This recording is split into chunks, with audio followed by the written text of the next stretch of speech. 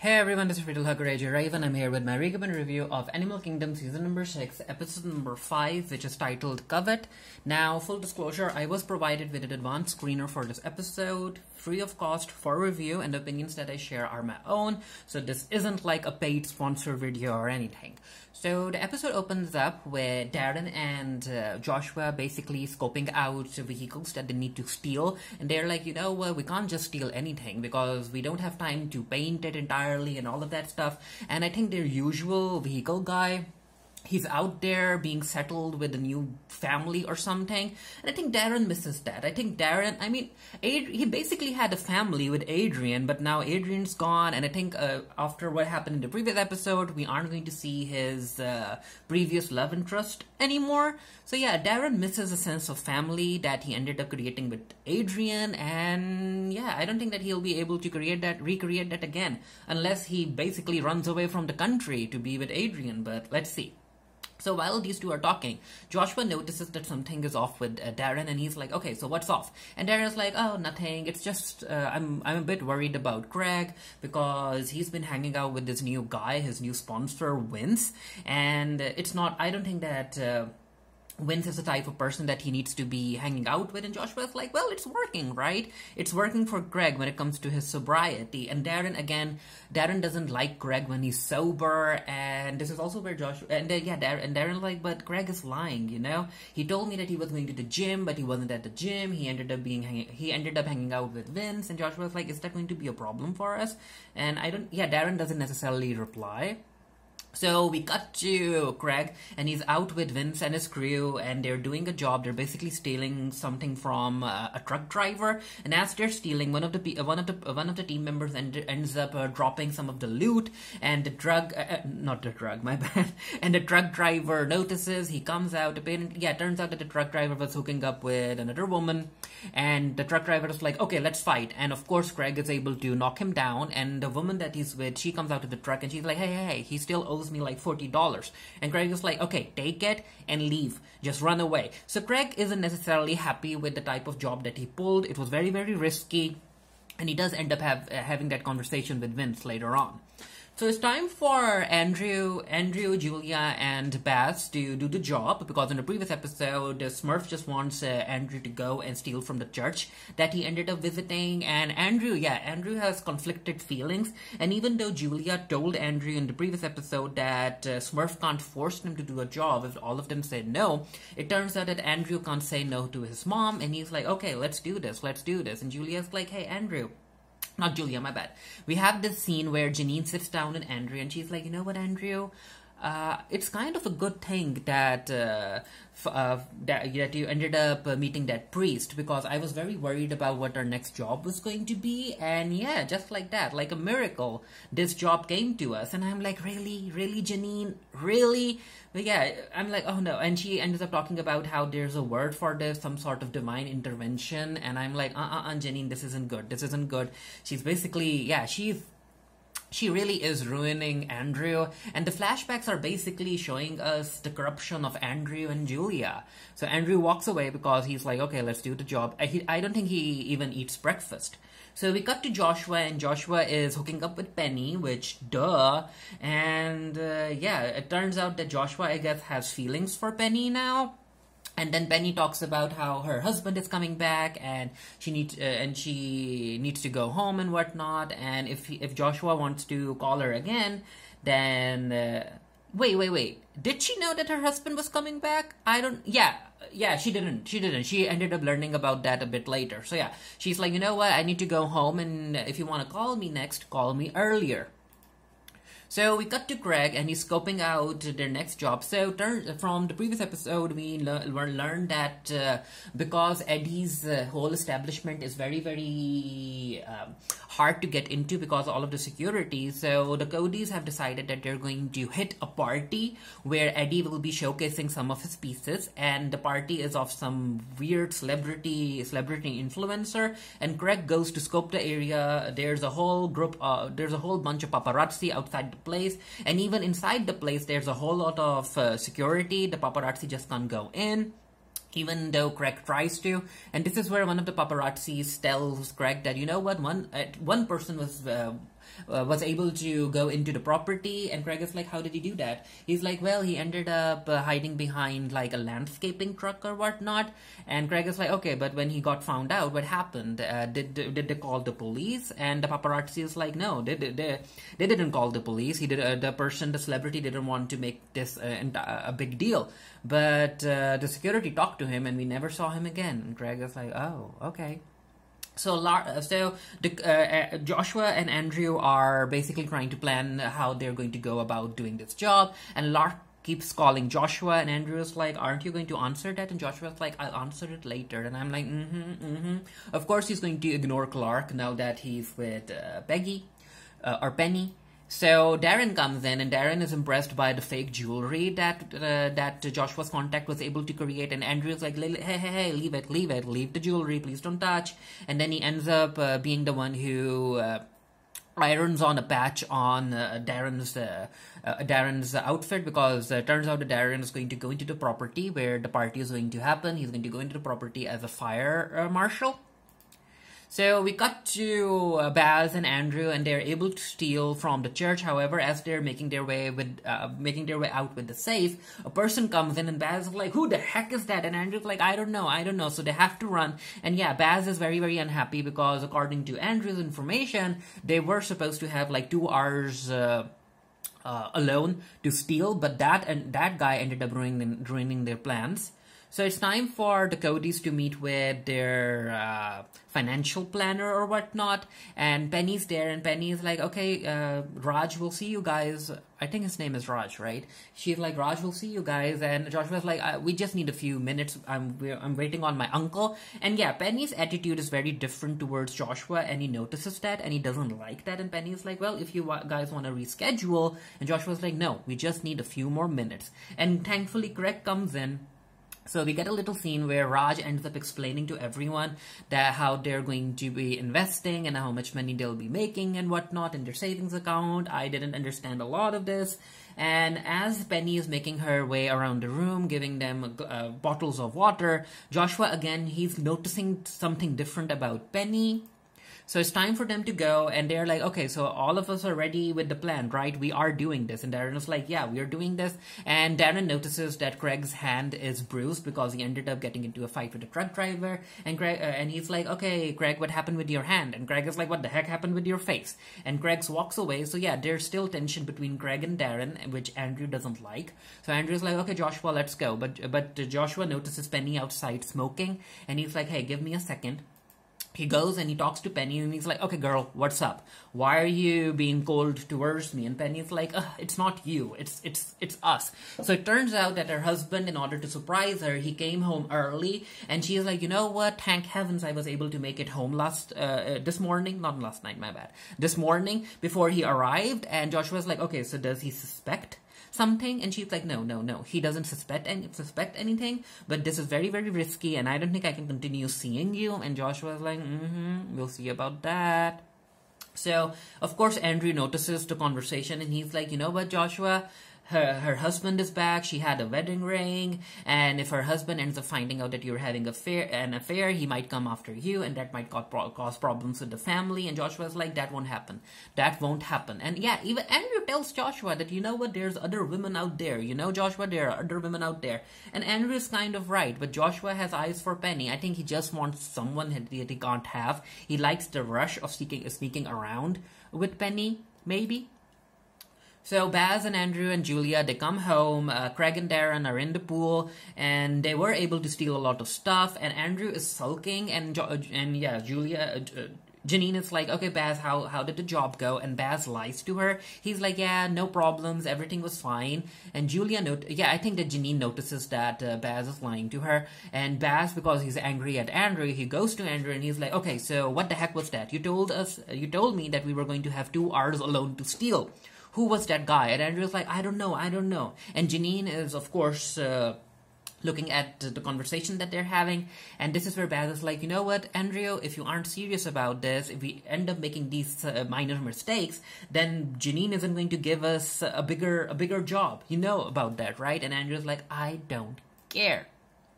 So Joshua ends up reaching out to one of his contacts because they need a sanitation truck for a few days, and this is where the guy is like, hey, I ended up passing through your previous neighborhood where your mom used to live, and they ended up breaking down the house because they're going to construct a condo there. And Joshua was like, oh, okay.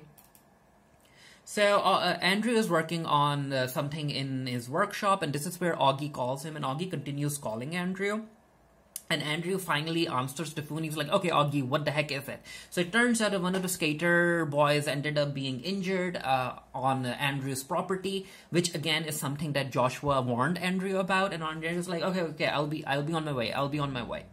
So the detective is basically, because she's trying to gain more intel on Andrew because she wants him behind bars. She ends up talking to Andrew's ex-cellmate, and this is where she's like, okay, so tell me about Andrew. Whom did he talk about? Do you remember anything? Do you remember Andrew talking about someone named Kat? And the guy is like, yeah, Catherine, I remember that. And this is where he ends up telling the detective that he used to talk about Kat as if she was his wife, but it turns out that she was actually his brother's wife. But Andrew didn't know the difference. Andrew was always talked about one day leaving prison and going back to her. And the detective was like, okay, there's a connection there. So it turns out that the kid that ended up getting injured was the same one who's working with the detective as a snitch. And Andrew's like, Augie, I told you to fix the ramp, right? And Augie's like, hey, I tried, okay? But the kid, I guess, didn't listen, and he ended up slicing his arm. And Andrew's like, okay, we need to go. I need to take you to the hospital. And the kid is like, hey, I don't have insurance, I don't have the money. Andrew's like, just come with me. So Craig ends up having a conversation with Vince because they were able to make a few $1,000s each, and Craig is like, that's not enough. That's very little money for the amount of risk that you just put me through, and I don't want to be part of it anymore. So whatever you guys are planning next, I want out. I want out of this, Vince. And Vince kind of understands that. So Darren, in his fire marshal outfit, he goes to the celebrity house, and he ends up talking to the celebrity's assistant. I don't remember the celebrity's name. Maybe they didn't mention it. Maybe they did. I forgot.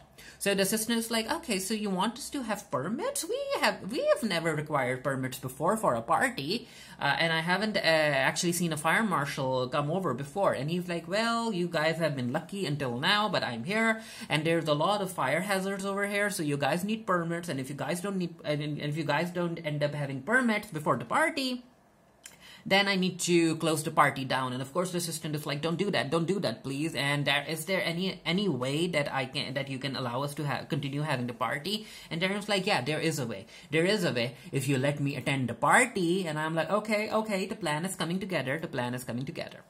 So Andrew ends up opening the safe, and Janine basically teases him about being the religious one in the family. And it turns out that there's no money in the safe. There's basically this very, very old Bible and a rosary. And Andrew picks it up and he takes it to Janine. And the look on Andrew's face during that moment, I'm like, Janine, can't you see what you're doing to your own son? She's a very bad mother. And Janine is like, oh, this is pure letter, and it's from like 1800 something. And she's like, okay, Andrew, you're the religious one. How much do you think we can get from this after we sell it? And again, Andrew's expression during this entire scene, heartbreaking. So Andrew takes the kid to the hospital, and he's like, you know what, I'll pay in cash, just stitch him up. So while he's there, he notices Amy, and he's like, we need to go. But before he can leave the hospital with the kid, Amy stands up, and she's like, Andrew? And both of them catch up a bit, and Andrew tells Amy about the skate park that he built and the kid that he's helping, and Amy appreciates that. She notices the change in Andrew's demeanor, and she's like, that's good, Amy. That's good, Andrew. And turns out that Amy was at the hospital because she's helping one of the women. She's basically there for support, and she's like, okay, Andrew, I need to go. And it was nice catching up. It was nice. I was expecting Amy to appear in the final season. So Craig goes to talk to Darren, and Darren ends up asking Craig about what's up with him, why is he hanging out with Vince and whatnot. And yeah, Craig is like, what the heck is your problem, Darren? Just spit it out. And Darren is like, hey, we're going to start doing this very, very risky job, and I don't feel the same trust from you as I used to feel. You have my back, right? You have my back. And Craig is like, of course I have your back and whatnot. But yeah, Craig just doesn't want to be around Darren right now, because Craig realizes that Darren is a big obstacle against his sobriety, and he doesn't want that. So yeah, these two brothers still have something to talk about. They need to fix their dynamic. Maybe they will, maybe they won't, who knows. So Lark, because Joshua isn't answering her calls, Lark decides to go and meet Joshua face to face, and I'm like, Lark, don't do that. Oh, Lark, why would you do that? And she's like, well, you could have called, you know. And Joshua's like, I'm sorry, Lark. And she's like, are you? And this is where Joshua tells Lark that he's seeing someone and he has feelings for her, and whatever these two had, it was just for fun. It was just casual hookups. And Lark is like, oh yeah, I realized that. And then there's this scene where Lark is like, okay, so the woman that you're seeing right now, does she know who you really are? What kind of persona are you showing her? Are you showing her the preppy schoolboy, or are you showing her the real Joshua Cody? And yeah, this is where Joshua, he slips into his real form, and he's like, Lark, you don't know me, okay? You don't know me, and I need you to leave. And Lark is like, yeah, Joshua, that's right, I don't know you. And she walks away, and I'm like, Lark, why would you put yourself through this? Have some self-respect. But yeah, I guess this is the last we have seen of Lark. So we get to see these two new men, and they ended up coming to talk to Darren, because it turns out that they're like planning to start a business quite near Darren's bar. And of course they heard what Darren did to the previous bar owner, and they don't want that to happen to their establishment. And so they're here for a deal. They're here to make a deal with Darren, and they're like, hey, if we come to some sort of understanding, we will give you like 3% of our profits or something, and in return you won't mess with us. And Darren's like, okay, I'll think about it. So Andrew decides to take the Bible back into the church, and I'm like, oh no, Father Murray is going to appear, right? Or Mosby? Is it named Murray or Mosby? I think it's Murray, yeah. And of course, that's exactly what happens when Andrew ends up placing the Bible on one of the, I think it's a pedestal type something. And this is where Father Murray comes in, and he's like, Andrew, someone broke into the church and they stole a lot of stuff. Was it you, Andrew?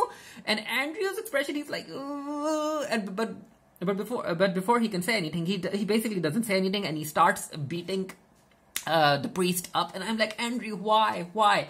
And yeah, as he continues to punch the priest tells him that he's forgiven, and Andrew cries, and Andrew just runs away. He just runs away.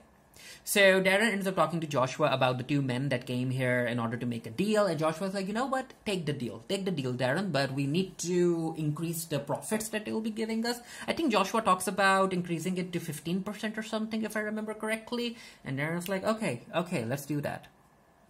So Andrew goes to his skateboard park, and I guess he is kind of disappointed that the thing that he built ended up hurting one of the skaters. And as he's contemplating his thoughts, he notices something, and he goes to check, and it turns out that the kid who ended up getting injured, he's basically sleeping under the track. And yeah, Andrew doesn't like that, because he's like, you know what, if substance addicted people realize that they can live here, yeah, it's going to be very, very difficult to keep them out. So don't you have another place to live? And the kid was like, no, I don't. And then he was like, come with me.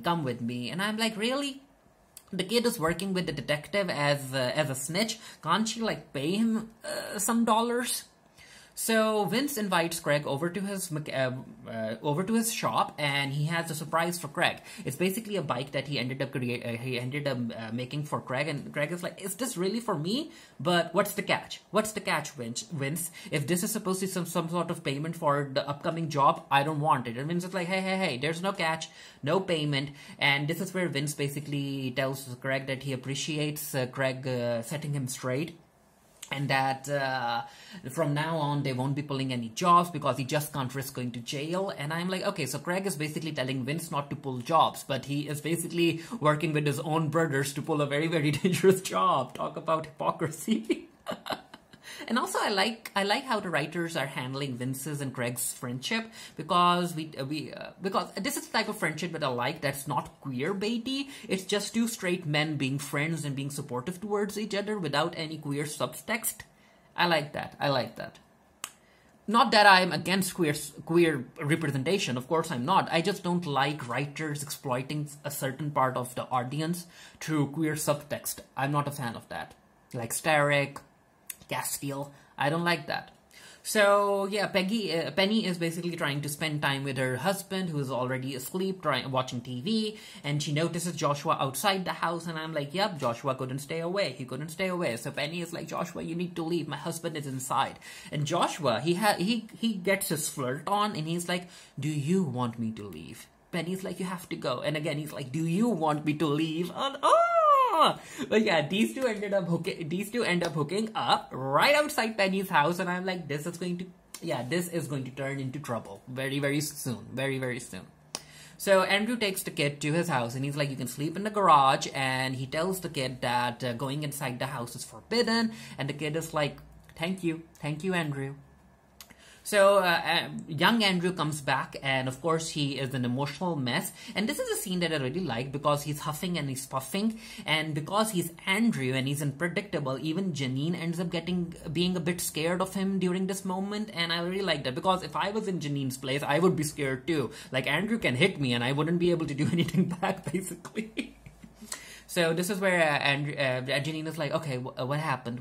And Andrew, and she notices Andrew's bruised hand, and she ends up comforting Andrew, and this is where Andrew tells Janine that he went back to the church, and Janine's like, really, Andrew, you had to go back there, right? And he's like, well, and he tells Janine that he ended up beating the priest, and she's like, well, he's probably going to call the cops, right? And Andrew's like, no, he won't call the cops.